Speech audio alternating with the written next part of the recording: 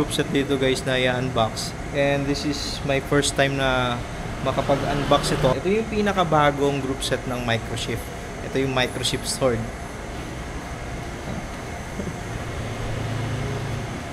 Ito guys yung crank. Tabi muna natin yung iba. Diba? Complete set to. Sana all, no? Naka-Microshift. Ang premium talaga ng ng Microshift, pati box, no? Ito yung crankset. Napakaganda. Ito 2x ito. Check natin. Ito yung right arm.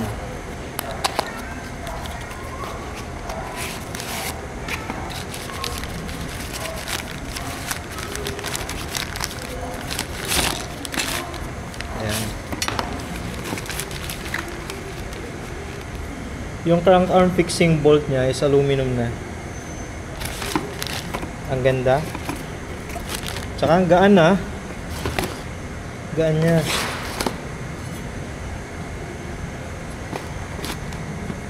Yan. Okay, tabi na natin ito. Tapos ito naman yung shifter. Ang ganda ng balot ha, parang tinapay.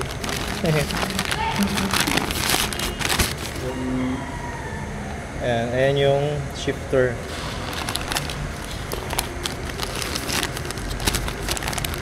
Ito yung sa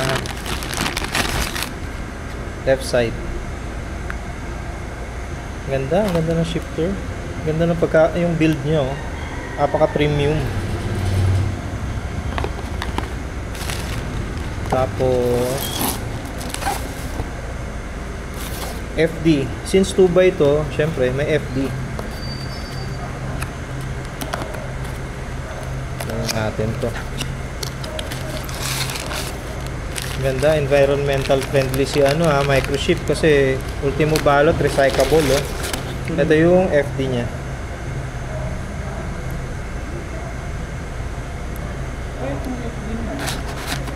Ganda nga eh. Ganda ng FD. Tapos ito yung 2x specific na RD for 34-38 na sprocket. Max sprocket is 38. Tapos 45 teeth sa 45 teeth. Yung sa chain ring. Ito na yung RD.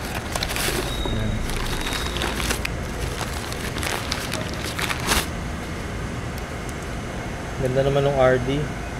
Tapos parang meron pa siya ditong adjustment.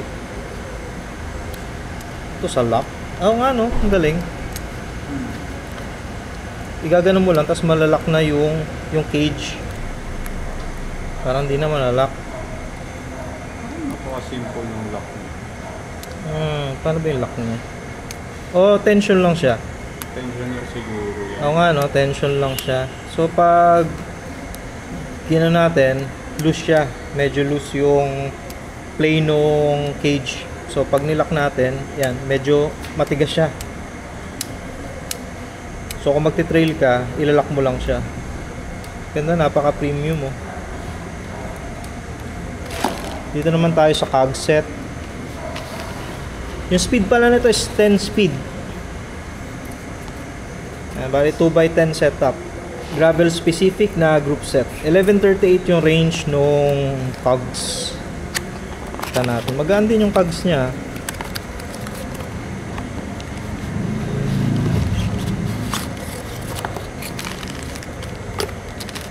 Ito yung cogs niya.